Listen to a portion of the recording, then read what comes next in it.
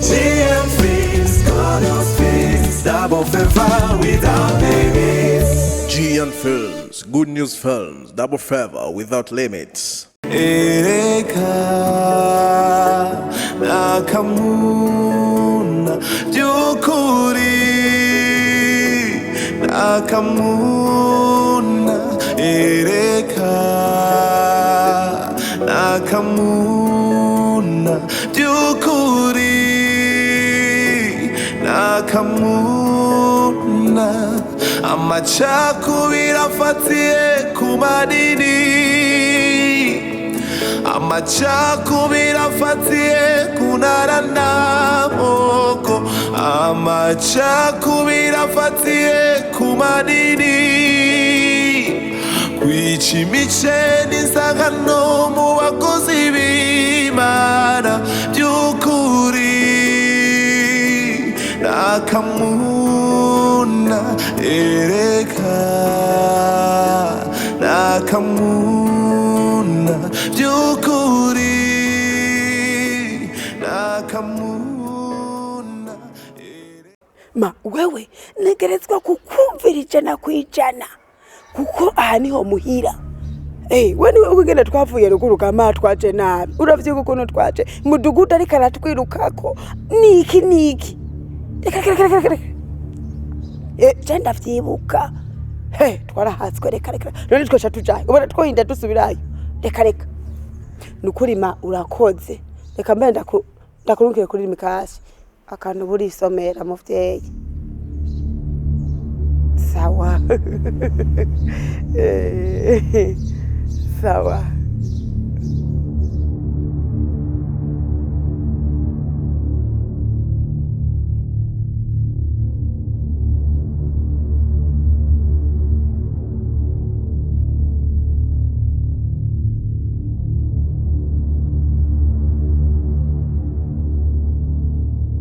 Clarine, umwe yavuze ngo ibigeragezo ntibihera ahubwo bihindura amabara nukuri ntiyabeshe.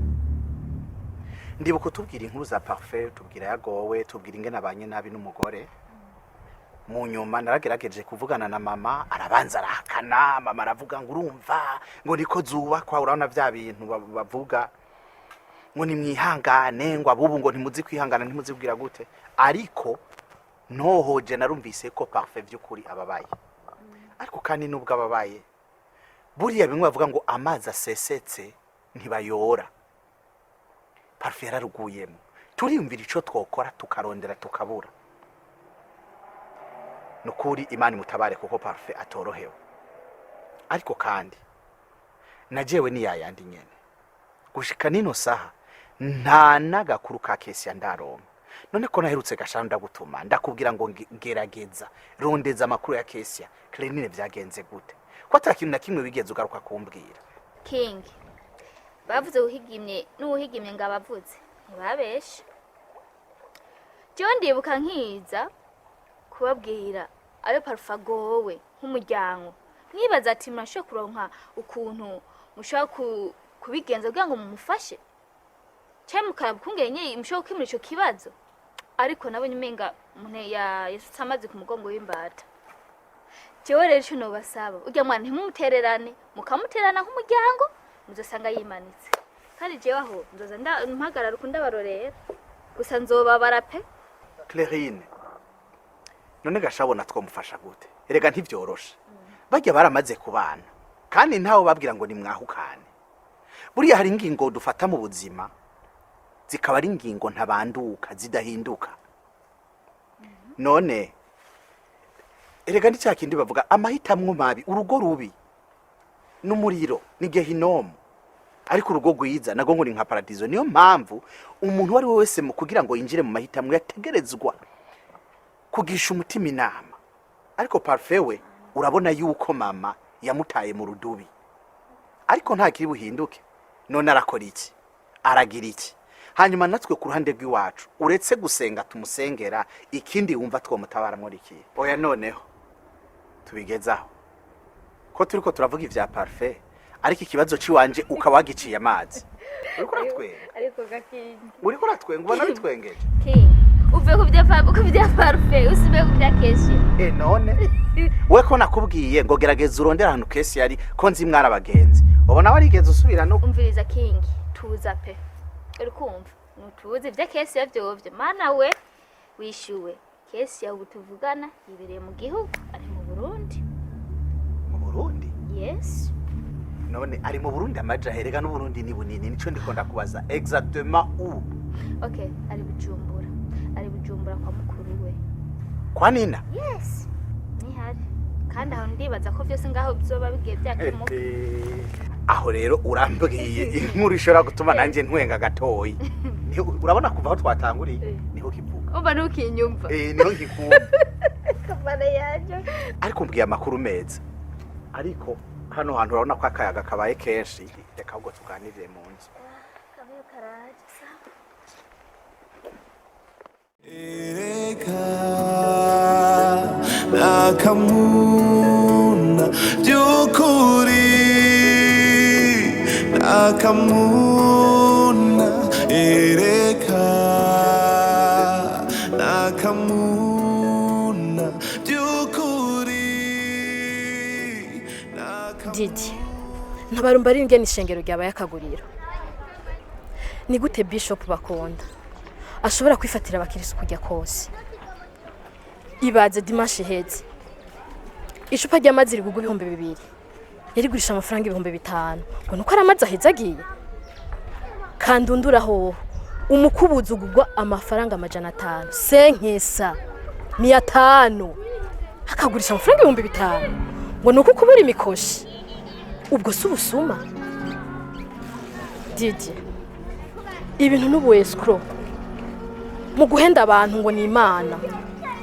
Francine akana kamuna kuko ubu ndahaye ndabona igituma Bishop bakunda yegeje kure cyane Pastor Cedric buriya bakunda arazi ivyo arimo ahubwo nitwebwe tutarahumuka kukaba nkako aba Kristo bu ntibagishaka kurondera Kristo barondera ibitangaza bagakenera ubuvugishwa gusa mu bisanzwe barondera babwira ibiryohera amatwi yabo ngo cakira umuduga ngo cakira inzu ngo cakira visa ngo ugiye kuja hanze ivyo nivyo biryohera amatwi yabo aho kubabwira ngo cakira Kristo kuko uronse Kristo abaronse vyose abaronse ubugingo budashira. Faraje ubwanje ngiye gusenga kugira ngo menye Bishop bakunda ni muntu ki erega siwe gusa Olivier ujya mukozi w'Imana yirukanwe na Cedric niwe yigeze kumbwira ko ari karadusengera kugira ngo duhumuke amaso yacu. Shafara umugani wa Bartoloma yavuze ngo ndabona akantu burya nanje natanguye kubona akantu. Emwe akaje karemegwa ariko uko biri kose jama sageze kure reka nibandaniriza urugendo isigaye tuzobibonera imbere. akamuna byukuri akamuna ereka akamuna byukuri Senge uno munsi shaka twicare jewe nawe nkubwira ukuri kose kuko ari kurugwamo twararuguyemo ntaco mbona togikiza ngo menda kubwira ukuri kumukazana wawe Kanyana wewe uzi ko ari Kanyana ishusho yiyambi kuno munsi siyo yakahise kiwe. Senge urazi yuko Kanyana yitwa Kamuna erega Kanyana je twarakuranye twaranabaye n'ababanyi. Kanyana nyina wiwe yitwa Renirida n'abantu bazwi ko kwa mabi yose bakora ikibi bakanacemanga hari iwacu hose mu muryango tubazi yuko ari Kamuna wa Kamuna. Ivyiwe rero ntigute byari bimeze uko.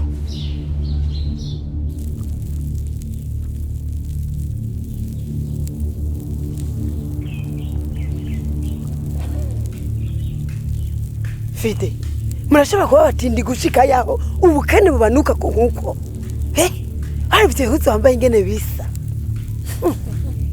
ibi byose muguma mutumura ngaha ku nkwi zitumye ni kuri je numva bingeze aha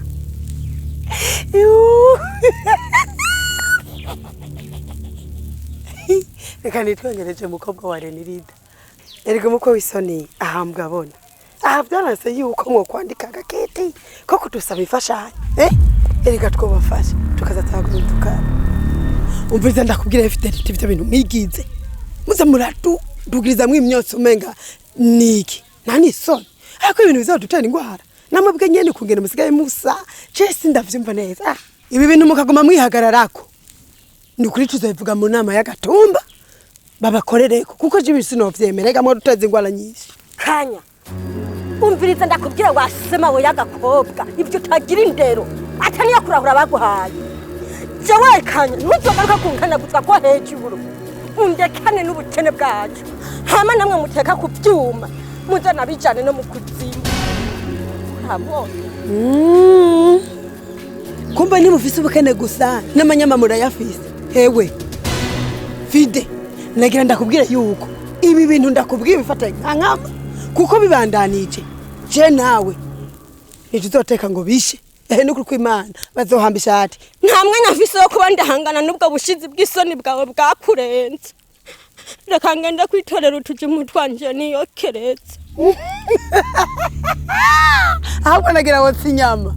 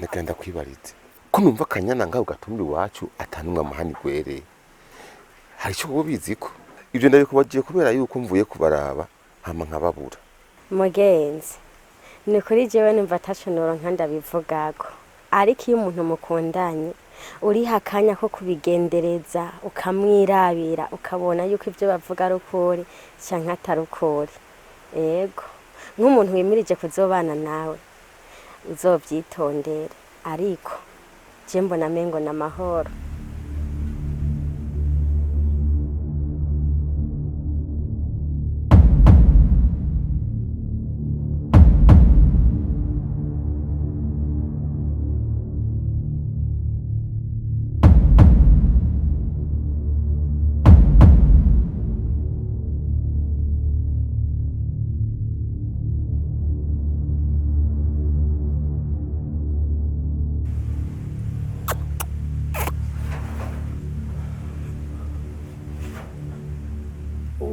kuvyo amaso gasuku wagomba kunyibibeze wamukunze uyu niwe wazize tata mai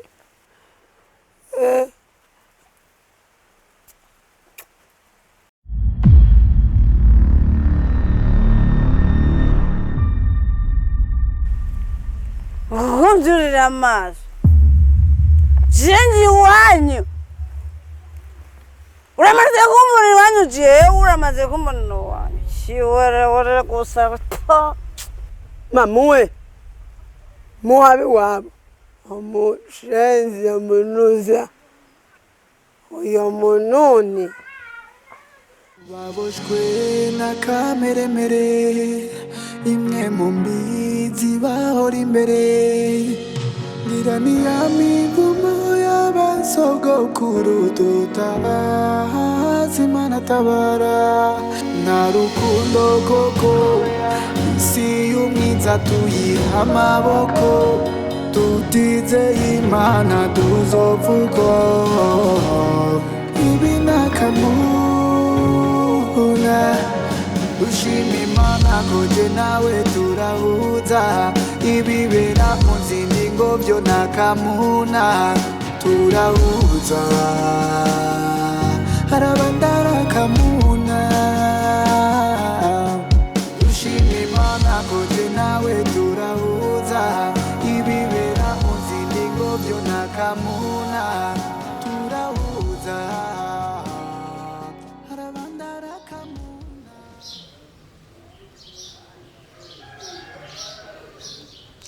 Rero kubera byari bimeze uko nta muhungu n'umwe yamwegera abahungu bose babigerageza baca bamubenga bakamwicira niko rero guca bigira inama bahungira mu rushengero be na nyina bibagize amabi yabo rero muri iryo shengero ntibigeze bahinduka banduruka barabirukana rero niho numva yuko bagiye kwinyegeza mu rindi shengero asenga umenye ko turi ku gwembe.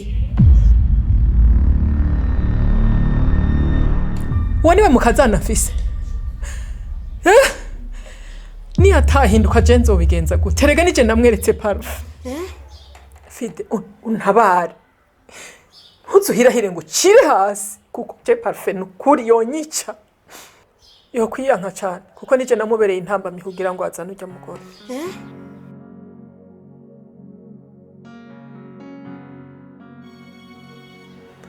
mama uyu yitwa Light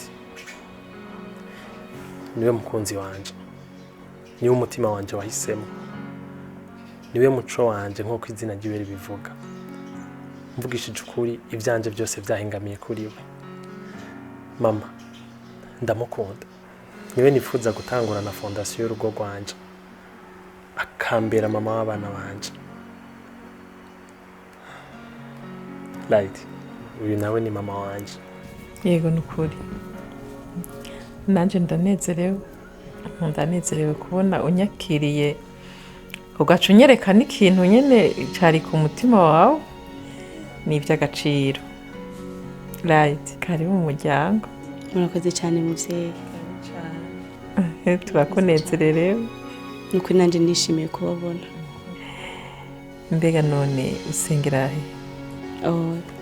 Je n'abavyeyi banje dusengera mu ishengero ry'abacunguwe ku bw'ubuntu bw'umukiza. Light ni umukozi w'Imana kandi abushitse ni n'umuririmbyi araririmba n'amadayimoni akiruka. Ndazi kukanura. Ego hanyuma Light jewe narinje ngaha aye birahuriranye nuko namwe mwari mubuje rero bisigura yuko nanje zoza kundamutsa muhira nibaza ko bitoherera ngaha hanyuma Parf jewe hari ibintu nari ngomba kuja gukora kandi nari nabikubariye rero nari nshinga ngo tuvugane hanyuma meze mbandanye usigare uraronka n'akanya ko kwakira umushitsi wawe siko none umwiteho mutima wanje mbabarire gatonya ngo ndamurenze imitwe y'inzuzi mama ndagarutse tuvugane kuko hari icyo tutarahiza kuyaga nawe. Nta kibazo herekeza umuvyeyi. Sawa.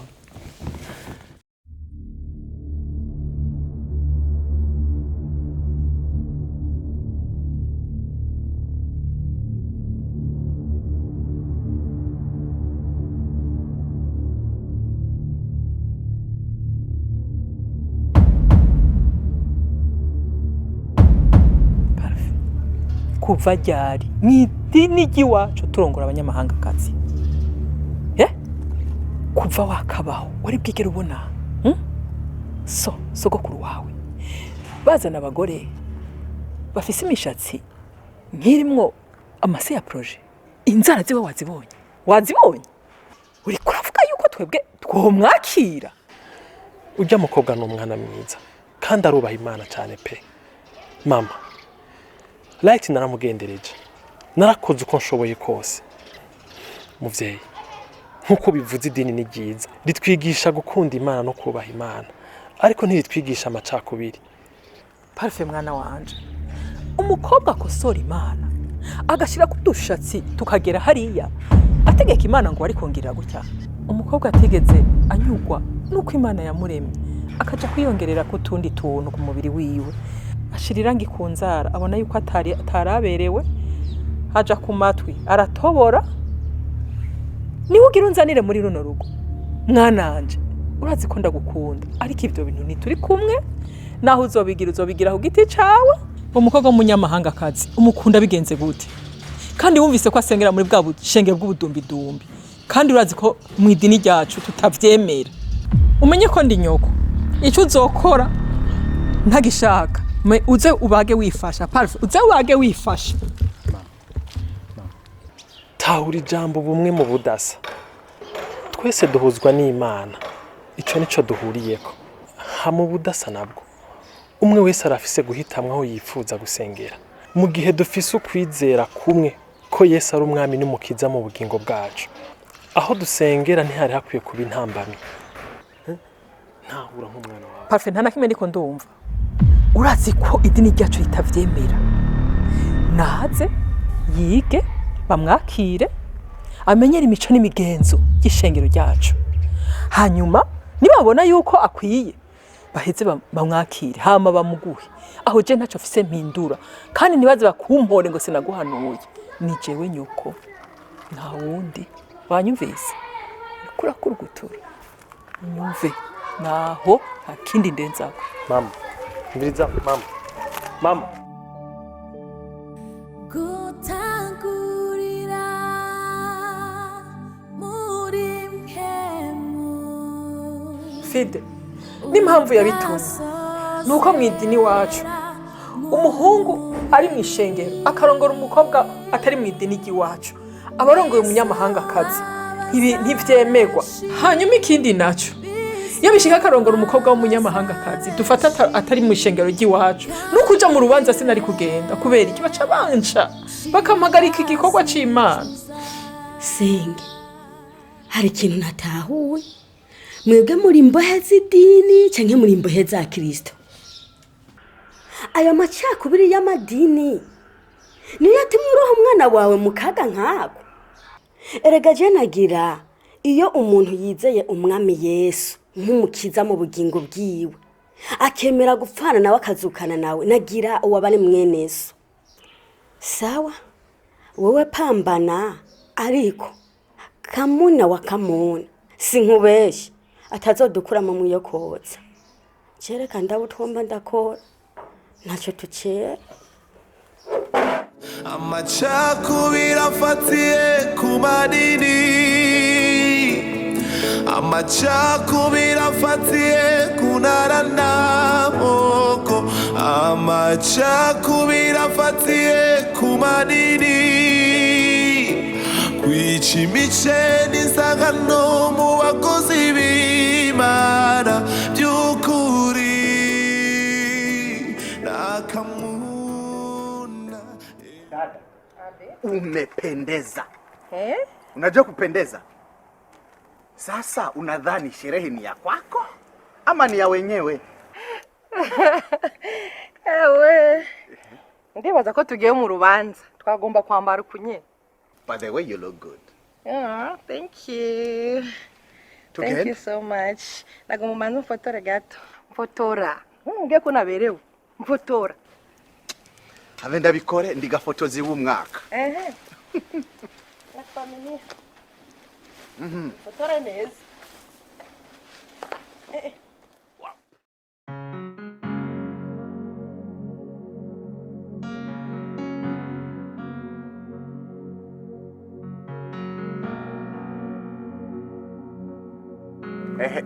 Wow, this is beautiful. Ariko uraberewe. Thank you. Yewe ntitugume mu mafoto. Reka tugende amasaha arageze. Brother. hari ikintu agomba nakubwire kimbabaza ku mutima. Urugo rwa parufe n'umugore wiwe winjiye mu ibibazo cyane gose. Parufe arahangayitse, yani rurambabaza cyane. Parufe wacu ageze habi, ageze habi.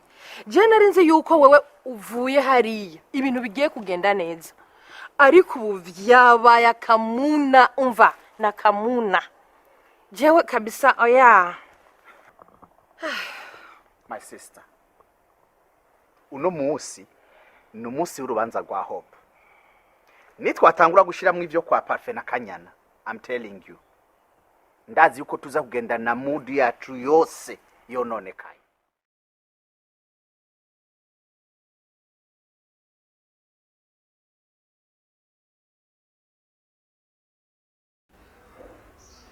Mama Kesi, none ko ari wowe wampamagaye nkaba mbona utavugana ibiki? Reka sha ibyanje na Kamuna hajya uvuga ntabarabona, burya havuga uwo bubetswe. Jewe none n'agahinda biranyishe mu mutima wanje.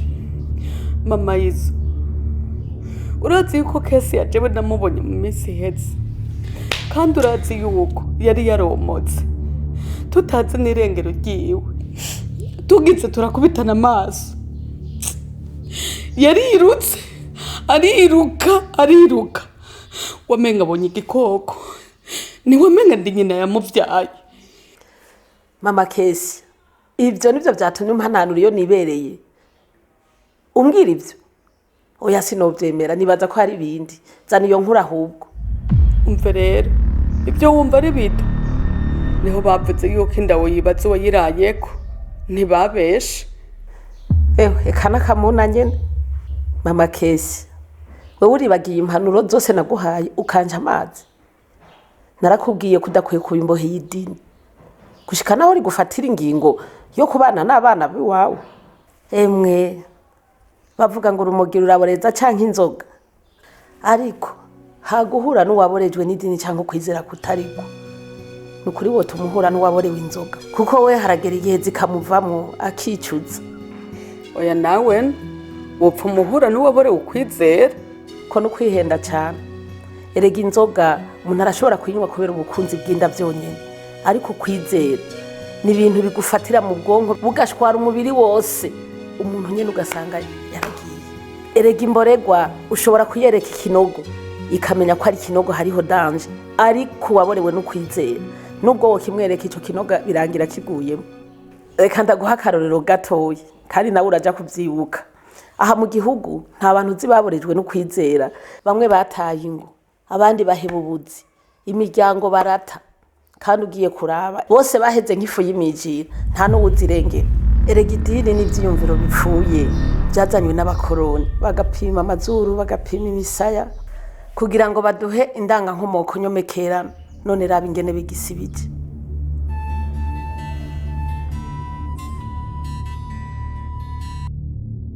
Allo? Niho bari? Je nari nafatiriwe. Babwire rero bihangane, ndaje kandi se mu mwanya muto inzoba ndabashikiriye. Yego. Mama Kesi, uriya ndafatiriwe. Habonetse urgence, urabona ko bampamagaye ubunyene. Reka simbe ndabakwakwanirize nke muri ico kibazo kivyutse. Ibisigaye ndaja kubironderera umwanya ngaruke tuyage. Sawa. Imana n'urukundo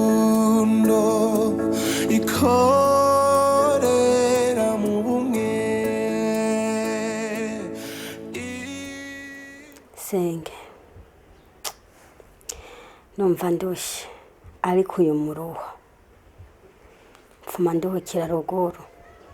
Senge, narambiwe wumva kuri ino nshuro ko jewe naniwe ngo mbe ngende.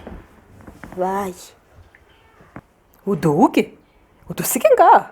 Oya Senge, nkunda gusiga ngaha. None ahantu hatari amahoro ntiwupfa umugirengane ngo ufise amahoro. hakuno guma muri ayo makaro yanyu bakazohankura ndikiziga nofuma nigira ruguru nkibera uko nibereyeho Fide mbeko ndakubwira ukandaba nk'agahabwa wibaza watagacira ibi bintu bifise senge nimwe ndakubwiye mbe wibaza yuko ijya ngwara wagwaye ari yubusa kubera iki wagwaye uhejeje gufungura agaca afata indya zisigaye zose agaca aja kuzisesa nta butumwa wumvamo nta kantu gahaze senge bijya byo kujya yarabimenye yarabimenye